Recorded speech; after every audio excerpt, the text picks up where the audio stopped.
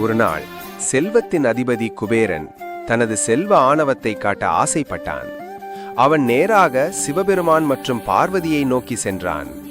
உங்களது மகன் முருகனையும் கணேசனையும் என் மாளிகைக்கு கூட்டி வாருங்கள். அவர்களுக்கு நான் யாரும் தர முடியாத விருந்தினை அளிக்கிறேன் என்று அகங்காரத்தோடு அழைத்தான். சிவபெருமான் புன்னகை செய்தார். கணேசனை மட்டும் அழைத்துச் செல், அவன் உன் விருந்தில் திருப்தி அடைவான் என்று சொன்னார். குபேரன் மகிழ்ச்சியுடன் கணேசனை அழைத்துச் சென்றான். அங்கே விருந்து ஆரம்பமானது. எவ்வளவு உணவு கொடுத்தாலும் கணேசனுக்கு பசி தீரவில்லை.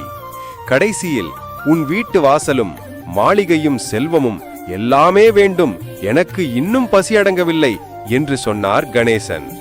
அந்த கணம் குபேரனுக்கு உண்மைகள் புரிந்தன.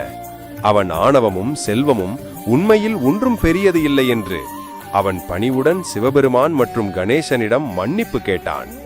அப்போது சிவபெருமான் சொன்னார், உண்மையான செல்வம் பணிவும் பக்தியும் தான்.